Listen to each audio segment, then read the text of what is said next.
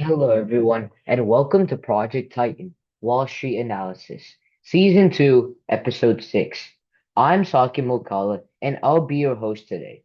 We will discuss what has occurred since the last podcast episode, including a deep analysis on Donald Trump's tariffs.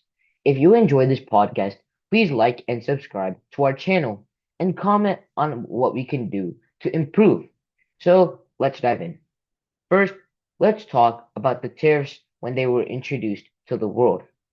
President Trump announced that the US will impose a 10% tariffs on all imports on April 3rd, 2025, with even higher rates for nations deemed as bad actors by the White House.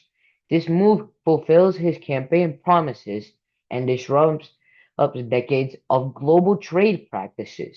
The new plan, unveiled at a Rose Garden event, merges two proposals that aides debated recently, implementing universal tariffs or setting country-specific rates. This approach signifies a significant rethinking of U.S. trade policy, reminiscent of changes not seen since the post-World War II era. In 1947, the U.S. and other nations signed the General Agreement on Tariffs and Trade, or the GATT, a treaty designed to lower tariffs and trade barriers among countries. Trump and his team argue that the U.S. trading partners have taken advantage of the system, despite the U.S.'s leading role in establishing it. They assert that these actions are necessary to ensure fair treatment for American companies and goods. While addressing GOP officials and supporters wearing hard hats, a nod to his working class base, Trump asserted that his executive order will usher a golden age for America. So these two charts on this presentation, the first one is about the highest tariff rate on a country. Trump imposed tariffs the most on China because of issues with the country, and Trump wanted to protect U.S. industries and jobs. And the most affected products by China, as Trump put a 25% tariff on laptops, monitors, TVs, and technological accessories, which caused companies like Apple and Dell to not like this tariff. Next, I will talk about how trade deficits come into play in this massive plan. President Trump unveiled a key component of his tariff policy, announcing that he will impose extensive import taxes on goods from all countries. The tariffs will be based on the amounts other nations impose on the United States. In many cases, the tariff amounts follow a basic formula: the size of a country's goods trade imbalance with the US divided by the value of American imports from that country. A trade deficit refers to the difference between the goods and services in a country's imports and the value of its exports. A deficit indicates that a country's imports are more than its exports, while a surplus means the opposite. Economists sometimes analyze the total trade balance, which includes goods and services. At other times, they focus solely on either goods or services trade. Services can include transportation, construction, and the provision of accounting or legal support. The White House's analysis of trades seems to have only considered goods instead of services. This graph is of China's imports. The US is exporting $143.5 billion, while and importing $438.9 billion from China.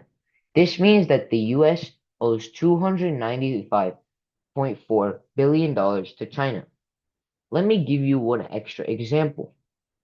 For example, if Socket exported 200 million dollars in goods to Ananya and got $100 million in imports, it's called a trade imbalance, and Socket would have a surplus, and Ananya would have a deficit. If Ananya imported $300 million, Saketh is in a $100 million trade deficit, and Ananya would be in a surplus. Now, let's talk about how April 4th, 2025, one day after the tariffs were posted, it was a very bad day for the markets. US markets saw significant declines on Thursday, the largest drop since 2020.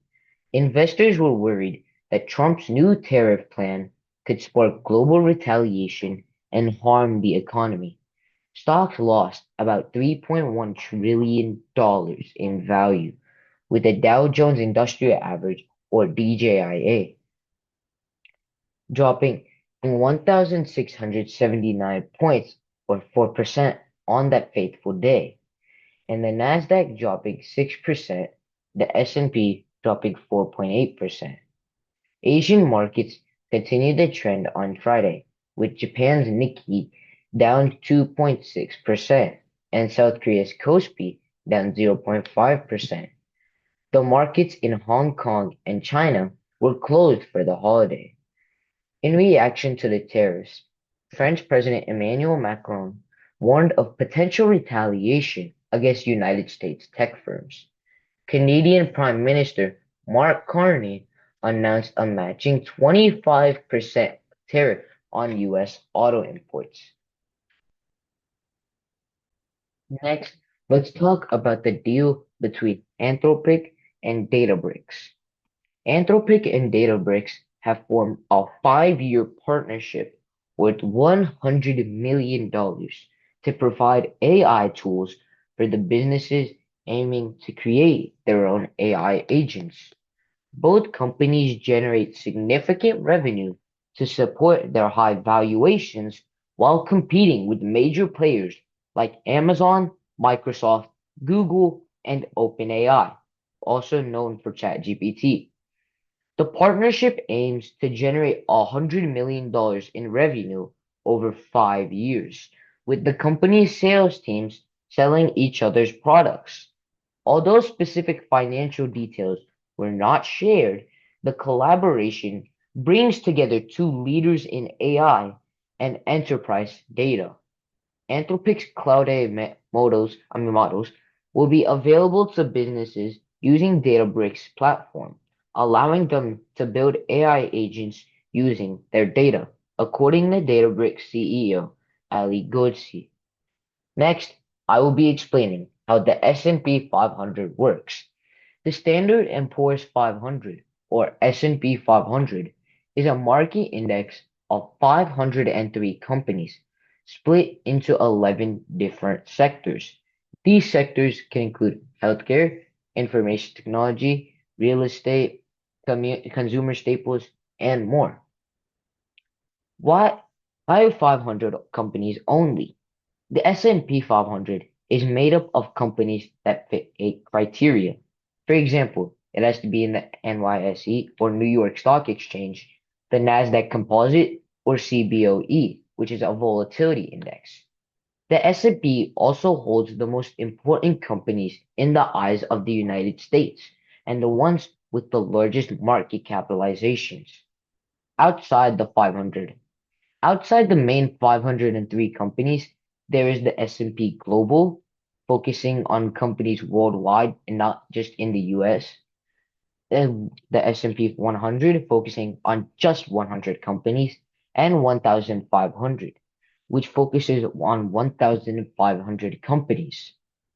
These are expansion indexes of the S&P 500, but the 500 is the most important one and the most crucial to the US markets. Thank you for listening to Project Titan Wall Street Analysis. I will see you later.